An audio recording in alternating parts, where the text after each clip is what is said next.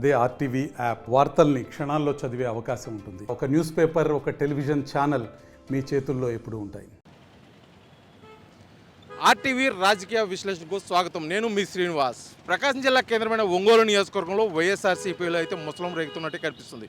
ఇటీవల కాలంలో చోటు చేసుకున్న కొన్ని సంఘటనలు దానికి ఉదాహరణగా నిలుస్తుంటే, ప్రస్తుతం వైఎస్ఆర్సీపీ ఎమ్మెల్యేగా మాజీ మంత్రివర్యులుగా ఉన్నటువంటి బాలినేని శ్రీనివాసరెడ్డి వైఎస్ఆర్సీపీలో కొద్దిగా అయితే అలకపానుపై అయితే ఎక్కిన పరిస్థితి ఉంది.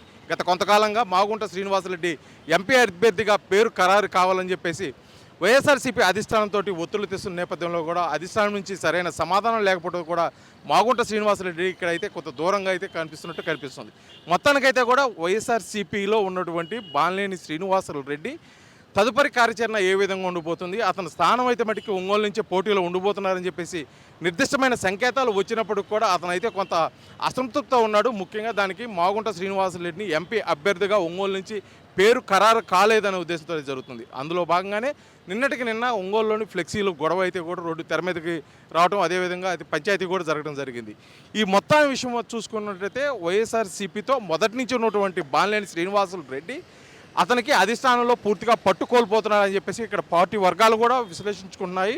ముఖ్యమైతే కారణం, పార్టీ స్థాపించిన రోజు అప్పుడు సిట్టింగ్ ఎమ్మెల్యేగా ఉన్నటువంటి బాలినేని శ్రీనివాసరెడ్డి తన స్థానాన్ని రాజీనామా చేసి మరొకసారి పోటీలో నిలిచి వైఎస్ఆర్సీపీ తరఫున కూడా ఎమ్మెల్యేగా గెలిచిన అభ్యర్థికే అక్కడ పార్టీలో సరైన స్థానం లేదా, లేకపోతే అతని మాటకు విలువ లేదా, అసలు ఎందుకని అతని మాటని తీసుకోవట్లేదు పార్టీ అధిష్టానం అనే కోణంలో కూడా ఇక్కడ పార్టీ శ్రేణులు అయితే భావిస్తున్నారు. ఇటువంటి నేపథ్యంలో రానున్న 2024 ఎన్నికలకు బాలినేని శ్రీనివాసరెడ్డి స్టాండ్ ఏ విధంగా ఉండబోతుంది?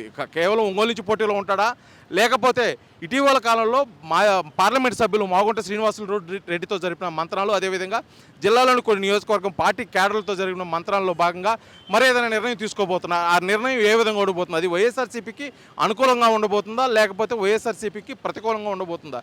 ఇది మొత్తానికి విషయం అయితే బాలినేని శ్రీనివాసరెడ్డి కూడా పూర్తిస్థాయిలో అయితే నోరు తెరపడలేదు. ఇటీవల కాలంలో మీడియాతో మాట్లాడిన విషయంలో కేవలం నాకు ఒక్కడికే పట్టలేదు, ప్రకాశం జిల్లాలోని అన్ని నియోజకవర్గాల్లోని అందరూ అభ్యర్థులు కూడా కలిసికట్టుగా వస్తే మాగుంట శ్రీనివాసరెడ్డి ఒంగోలు నుంచి పోటీలోకి దింపే అవకాశం అయితే ఉంటుంది. కానీ ఎవరు సపోర్ట్ చేయలేదనే ఒక నిరుత్సాహం కూడా తెలియజేయడం జరిగింది. ఇటువంటి నేపథ్యంలో రానున్న 2024 ఎన్నికలకు ఏ విధంగా ఉండబోతుంది అనేది కూడా పూర్తిగా బాలినేని శ్రీనివాసరెడ్డి నోరు తెరిచి చెప్తే కానీ తెలియని విషయం పరిస్థితి అయితే నెలకొంది. వీడియో జర్నలిస్ట్ లక్ష్మితో శ్రీనివాస్, ఆర్టీవీ, ఒంగోలు, ప్రకాశం జిల్లా.